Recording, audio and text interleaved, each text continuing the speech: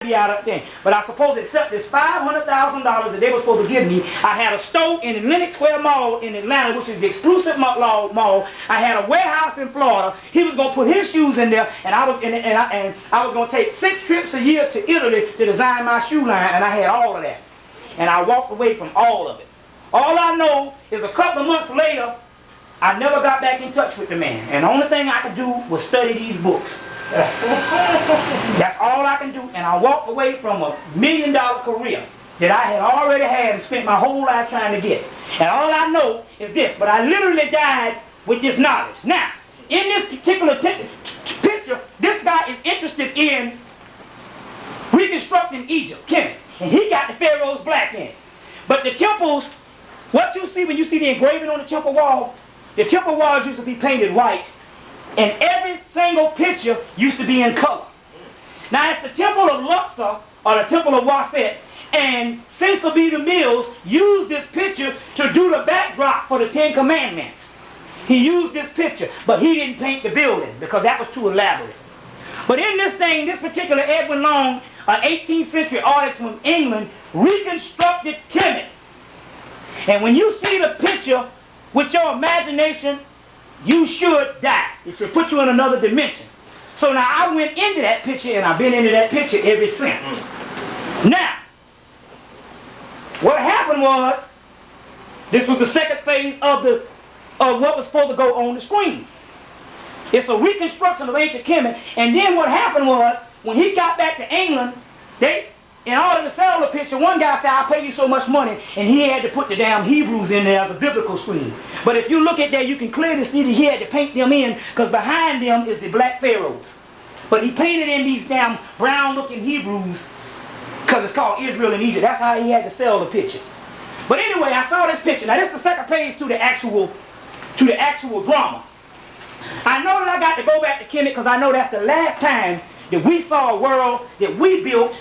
Even though it's physical, we saw a world that we built that's greater than anything the white man ever built. But that's the last time we had something that we built, and it could change the consciousness of black people overnight. So I go through these series of tests. They take me in this room. I lose weight. I gain these nice, firm body. I grow some dreads. Or the braids. They give me this damn skirt like the Egyptians, and I'm hooked up with the false beard and everything. Now, remind you, this is 1988 to 1990 when the story is completed. All of a sudden, I'm supposed to be transported back in time, and they send me this spaceship. This spaceship is called the Kemetic Lady Kefra. And it's in the form of a dung beetle of Kefra. It's a spaceship that's built in the form of Kefra. But it doesn't have the wings out of it. It looks like a scallop. It looks like a scallop. Right. It's called the Kemetic Lady Kefra, and it's this spaceship. So now I get on the doggone spaceship, and I'm supposed to be transported back to Kemet. I've gone through all these initiations. So the spaceship takes off. Everybody in the world now is watching this screen. You can't miss it. White people and black people. Black people, it's going to be a resurrection, and white people, it's going to be a judgment. Now the story gets real good. All right, brother. It amazes me when I tell it, because it ain't coming from me. It's coming from the gods. Okay. That's why it brings tears to my eyes when I used to tell it, because it's not me. If it was what I made up, I could control it. Now, I go back to Kemet. When I get back to Kemet, I'm hoping to get off the ship and see something of what it used to look like. Okay? Because you know the pyramid was all in white limestone, and they used to shine with the star and all. If you get the Earth, Wind and Fire album cover all in all, that's what the pyramids used to look like. Before the Arabs took the pillar cases off and built Cairo with it. Right. Okay, and took the black granite of the capstone and put it in the museum there. But you know that capstone, that granite, like I told you, ain't found but one place in the world, Stone Mountain, Georgia. That's where the granite is found. The Rosicrucians, white Rosicrucians tell you that. They also say the white man was an experiment, and the spaceships was coming back to clean them up. Now, I go back and I step off the ship.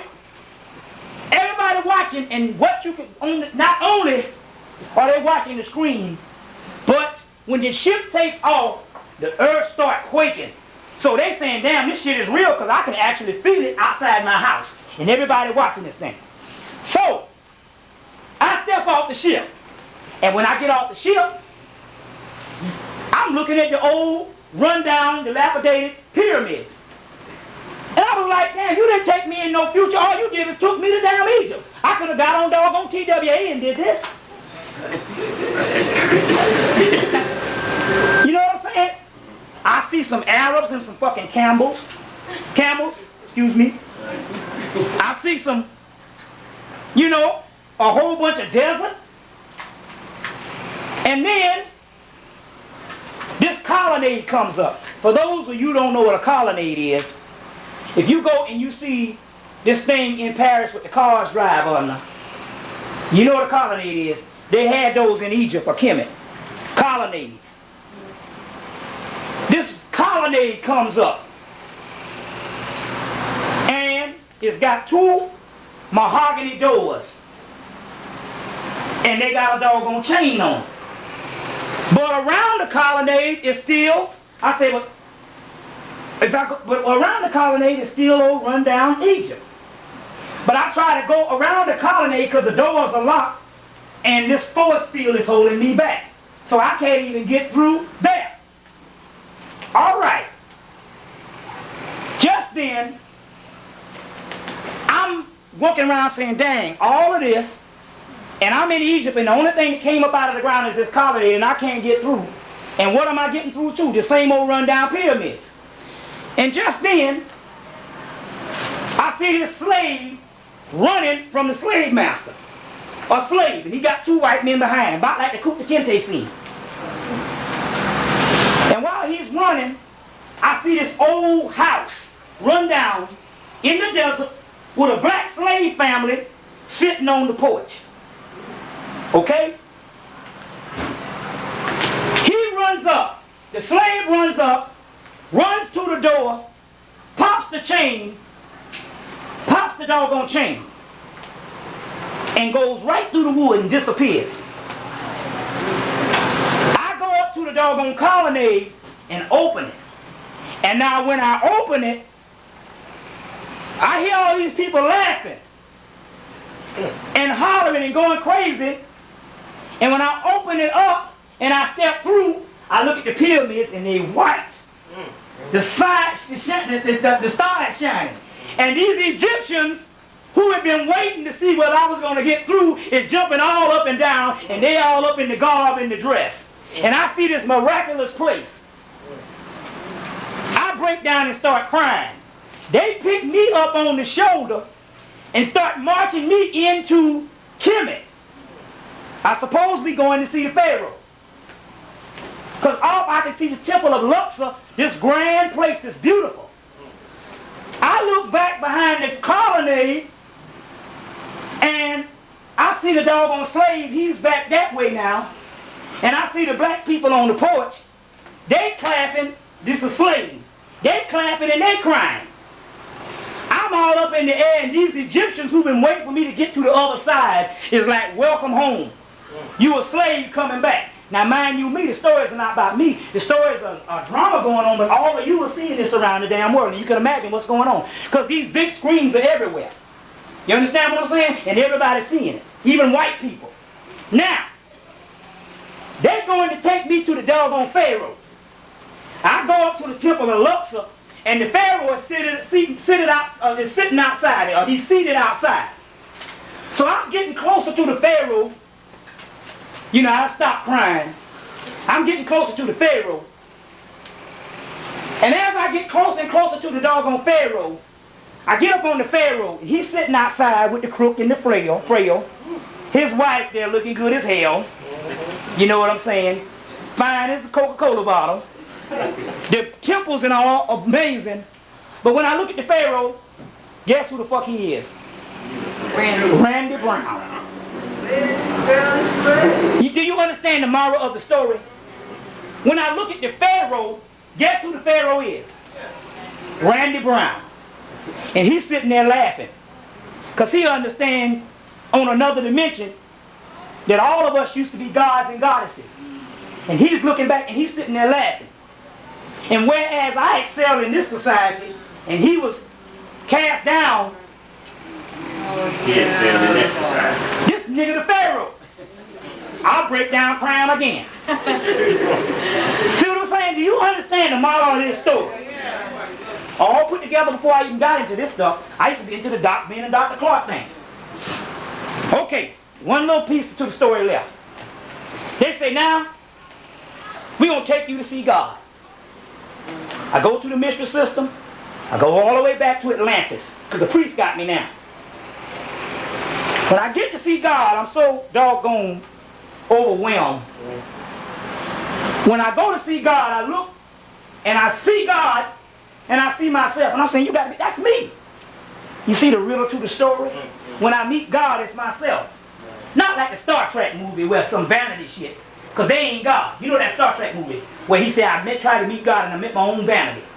When I meet God, it's myself. Now the moral to the story, we are all gods. Don't look for nothing that you can't step back and look at yourself and accept as God. See what I'm saying? And it's myself. You see what I'm saying?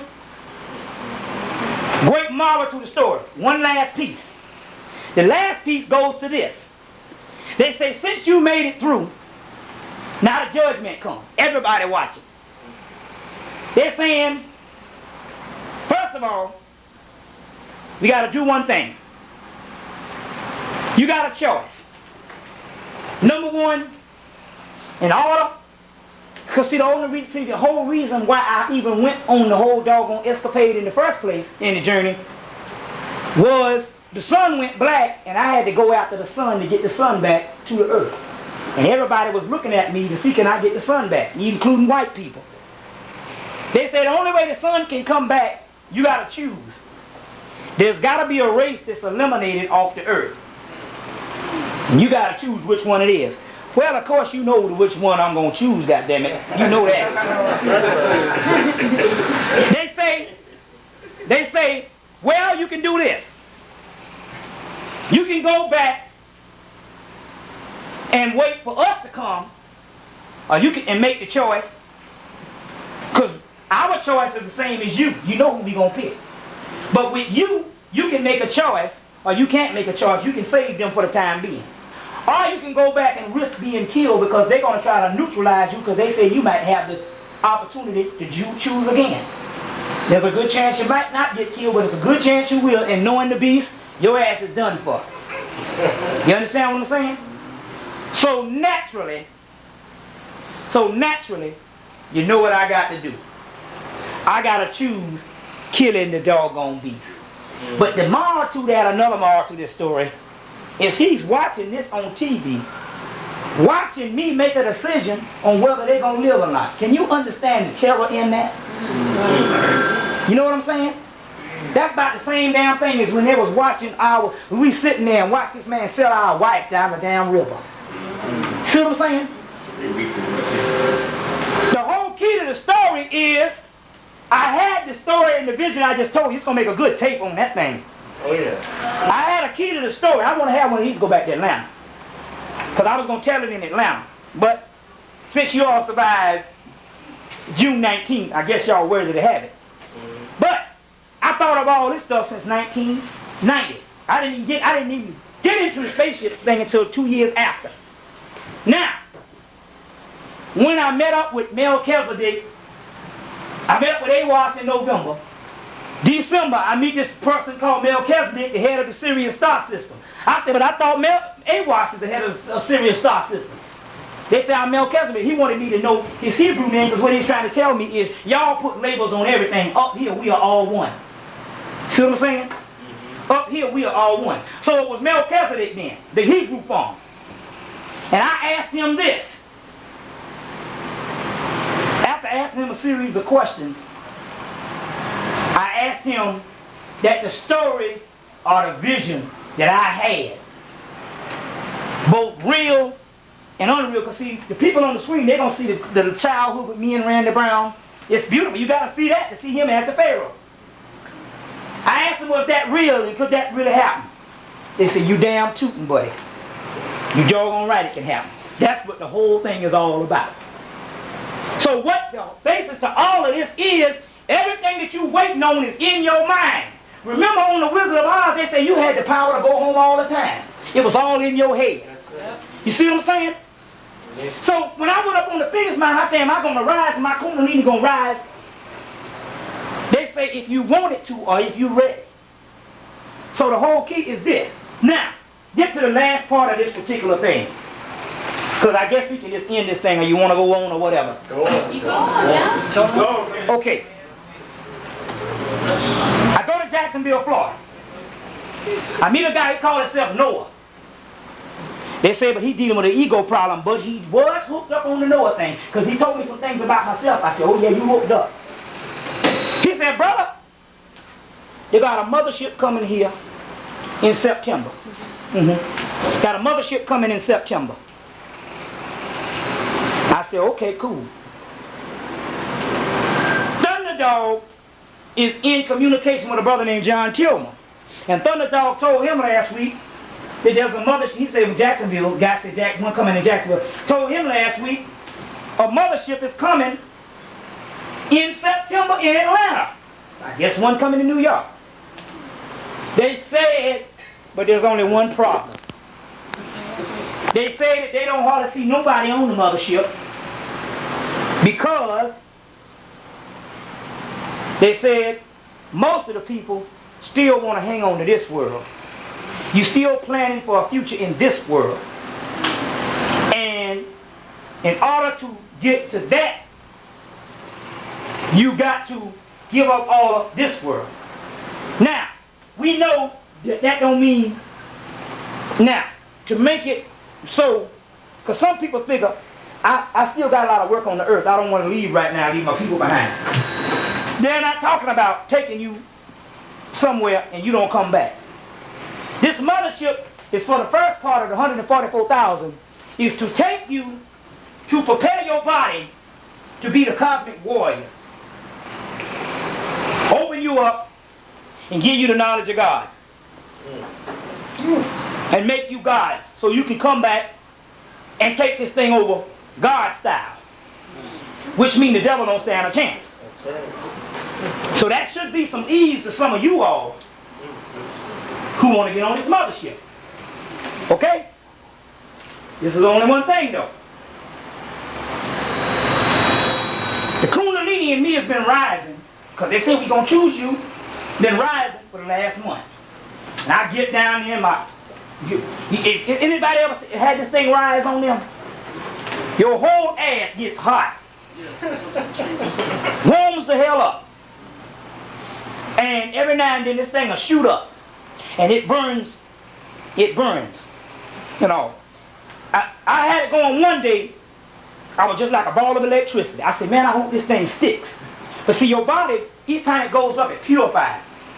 Because some of your body could not take, your cells are not regenerated or in tune. So if it rises all the way up and you can burst into flames. You can blow up. That's what white people are burning up. Spontaneous combustion. They can blow up. There's a whole book put out by school press about how people burn up called Fire from Heaven. How you can spontaneously combust. Some of the gods, when they used to take over these bodies and walk in, because I told you they got 72,000 walk-ins where they're walking in these white people bodies. Some of them used to walk into these bodies and the bodies wasn't right and the whole body just catch on fire. As a matter of fact, to let you know about the cosmic fire, a true story, when you see the Philadelphia experiment, you see some of them was burning up on the ship. On the Philadelphia experiment 1. That was their etheric body on fire. So now, it shoots up and I said, God, I hope this thing sticks. And I was stuck a shot up. I walked in front of the stereo and the stereo cut off. And I come back and it cut back on. Damn, I'm damn electricity man. That about a month, about 2 weeks ago. And I walked in and the thing was cut on. And cut off. And my body was hooked up. Now this thing is rising in me. It's rising in me. There's only one key to this thing. When I went to the mounds in Jackson, Tennessee, they took in the spirit realm, them Indians put on my chest a sun with the wings. You've seen it. Take the staff to Hootie off, because you see it on all the temples. Just the sun in the wings. They put it in my chest. I couldn't see it. And about 2 weeks later, I seen this big old green spot on my back. And then when the psychic sister said, well, I forgot to tell you, when they put it on your chest, it burned a hole through your chest. And there's a big old green spot on my back. They put it on my chest. And the spiritual realm is still on my chest. They gave the brother that's in touch with Thunderdog, because they opened him up on the mountains. They gave him a ship with the maps. Right? And the reason why they don't come and talk to me, because they say I know everything they're supposed to know. And it's on a certain realm. That's all schools. They say you know that, and basically, your thing is not to get no more information. Your thing is to look yourself up to Godhood. So if they start channeling me, talking to me, I'll stay there all night just listening to information so I can tell the people, and I won't be looking myself up. So, they say, because they got me through a special initiation. So the guy that they gave, opened up, they gave him a map of some spaceships. And he took the spaceships and put them in the, they took them and they put them in the back of his car. They're in the spiritual realm, but when he wants to read them, he goes into meditation. He's read the first map, and he went into this battle, and he saw all this pain and suffering. He said, that's what's going on now, it's ugly. He said, but he read the second map, and Thunderdog came and said, y'all rejoice. He telling everybody on the thing to start rejoicing. Our suffering is up. But when he gave the map to the ships, on top of the ships is the thing around my chest, in the spiritual realm. In the spiritual realm is the thing around the chest. Now, this thing has been rising. Hopefully, I don't know. See, I'm not going to tell you no lie.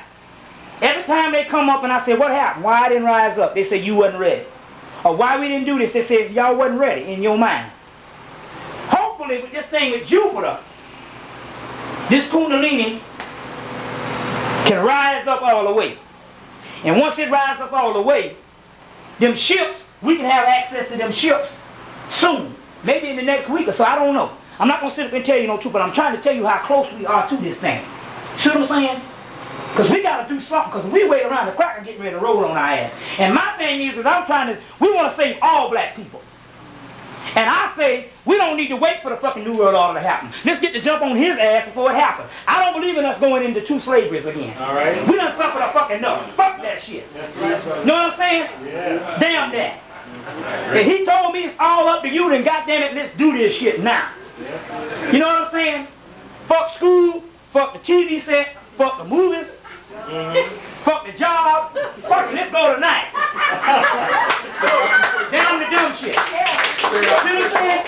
And I'm sick and tired of being sick and tired. Or being sick and tired of being sick and tired. You know, now, what's happening is this here. Now, I don't know. But, what's happening is, they say, brother, you got to be humble. Now, I'm not just talking about me. They're telling you, the reason why they're telling you you got to be humble, because they're going to give us a damn whipstick, the 144,000. They're going to give us a whipstick. And if you don't handle the whipstick like the mind of God, every time some old black person out there doing some stuff crazy, you would be unkillable. But you got to be more like the woman. Even though her son is doing some stuff, she still loves it. See what I'm saying? That's why the ego got to get out of this thing. So I kept you see my text, I say, y'all niggas gonna get killed out here. Now I say, we want to save all black people. Right. That's the attitude. Even if we don't save them all. Our goal is to save all black people. See what I'm saying? So now with the 144,000 that we talking about, that's why we got to be humble with this thing. So now, if this whole thing go down on the ships and the thing on my thing, I'm just telling you what the people did. We got the juice. We got the juice. But they kept saying, man, they waiting on me, which means they waiting on you. You see what I'm saying? They're waiting on us. You see, there's a certain amount of responsibility we got to accept. And the responsibility we have to accept is one thing. Come out of this world. See what I'm saying? I am a liberation hereafter fanatic. That's all I think about. You know what I'm saying? That's it. Even when I'm going through, all I think about is this. I don't put nothing off. Like some of y'all be talking about what's going to happen next year. It's all in the conversation. What's going to happen next year? What's going to happen this year? And all that kind of stuff. I don't even think that way. I live every day like it's the last day. And this is the science behind this. They already, man, they showed us, one of the sisters already saw this mothership. It's a crystal city, is what this woman saw. One sister already gone to the subterranean world. We didn't say crystal city, that's something to put it in your imagination. They say really words can't even describe what's coming down the tube for our people. Know what I'm saying? And I'm saying we have already made the sacrifice and nothing can come up now but go to the top of the barrel. Know what I'm saying? So now I am not going to accept nobody making the road easy for me now with all this other bullshit. Because I want the whole enchilada. You know what I'm saying? I want the whole enchilada.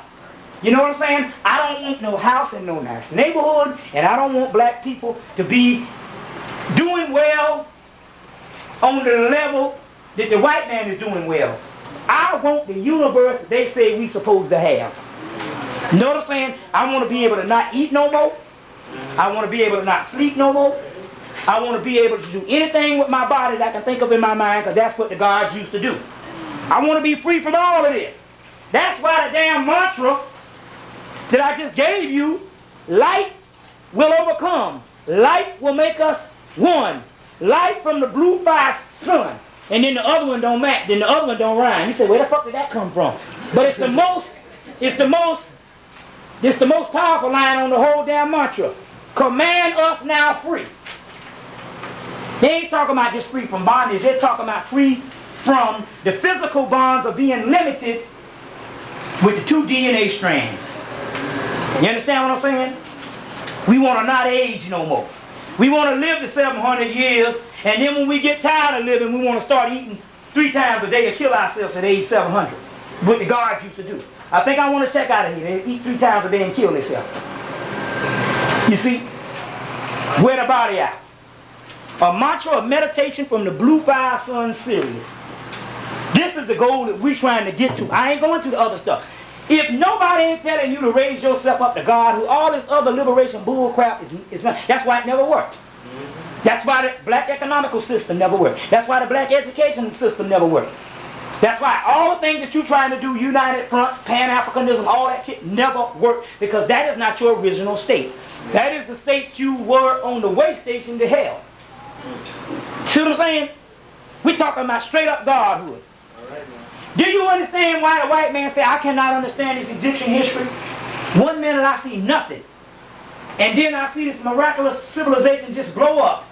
And he said, in order for it to blow up and be something greater that I can't even get to this day, I don't see a gradual build up to that. In this city, you see old ass buildings in Brooklyn, you see modern buildings in New York City. Always been that way. They used to call Brooklyn the country of New York. You see what I'm saying? Brooklyn hadn't been remodeled since the early 1900s. You see what I'm saying? But you see a gradual build, even in Manhattan. You see a gradual build up to what you see now. You see what I'm saying? You don't see that. You just see Egypt, boom. That's because before that, they were gods. They didn't need that. But they built that on their way down because they needed it. You see what I'm saying? And New York, they say, got to be already another thing too. I don't know whether it's going to sit with you.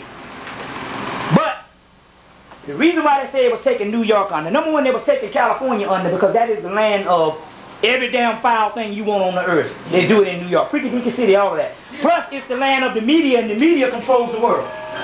The reason why they was taking this down, they said, because they got to take New York out because the white man tried to copy ancient Egypt. This is his ancient Egypt. Even though they say Washington, D.C., no, New York is the place. You ain't been nowhere now that you've been to New York. And if I can make it there, I can make it anywhere. Now, the reason why they say they got to take it down, because Egypt was built from, Kemet was built from spiritual purposes into physical. This is built from physical. And the earth has a wobble in it because of all these damn buildings here. So not only do they have to tear down these, they got to tear down Chicago and a lot of other places. You see what I'm saying? The new places in the south got Syriac architects, and it's a line around Sirius. So they'll tear them down later on in the next couple of days. They say this baby here can go anytime. Why? They say they ain't studying y'all niggas up here. Why? They say because black people that's poor and on welfare live better than middle class black people in the damn city.